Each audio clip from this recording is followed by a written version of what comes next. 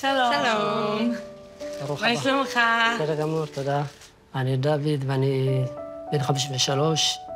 מהילדות אני זוכר שכולנו היינו חולמים על ירושלים. זה החלום של כל יהודי באתיופיה, זה היה.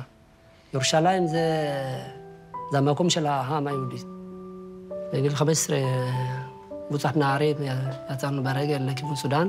הליכה של שבועיים, ביום מתחבאים מתחת לשיחים, שלא יראו אותנו שודדים, ואז בלילה היינו הולכים בשקט. לא שתיתי הרבה מים, רעב גם היה מאתגר. ב-91 עלינו לארץ. ואז פתאום אתה מגיע לארץ שיש בה אנשים עם תרבות שונה ואהבת אחים. אתה רואה בן אדם שאכפת לו ממך להגיד לך שלום, זה מרגש.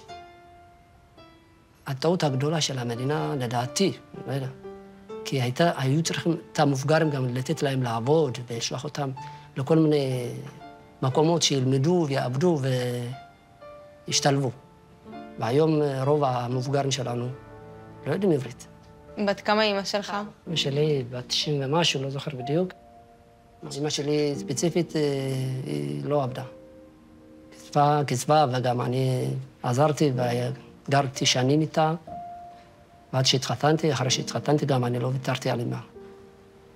תראה, זה גם אצלנו בעדה, ההורים זה מעל הכל. אמא שלי היא בדמנציה וצריך לשמור עליה.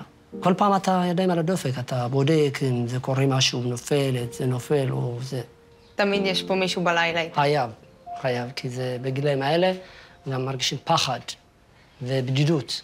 יש המון מחשבות. אפילו במקלחת עם מים, אני בודק שלא תחליק, או אני בודק הכל. היה לה קשה להרים את הרגל, להיכנס לאמבטיה.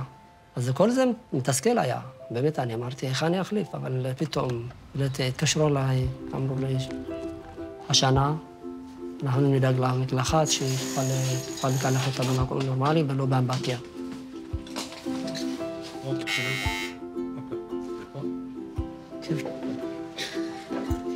שלום, אנחנו באמצע שידור, ואתה גם הגעת, בוא, תכנס. תכנס. אני פשוט הייתי צריך להשלים משהו, ואז באתי. עבדתי 10 שנים עם לקוחות פרטיים. ולא יודע, זה היה מספק, כן. אבל פה אני מרגיש שאני עושה באמת מצווה. ואני בא שמח, לא משנה, עייף, לא עייף, תמיד עם חיוך. תודה רבה ללטה שנתנו לי זכות לעבוד איתם. ולעזור לסבתות, לניצולי שואה, לקשישים. כל הכבוד. העם היהודי בעולם, אחד עוזר לשני. גם באתיופיה אני זוכר, אנשים שלא היה להם, היו בחגים ובשבתות היו לוקחים חתיכת לחם או משהו מהשכונה, אוספים, נותנים. זו מצווה גדולה. ואני מקווה שכולם יפתחו ידיים למען הקשישים העניים.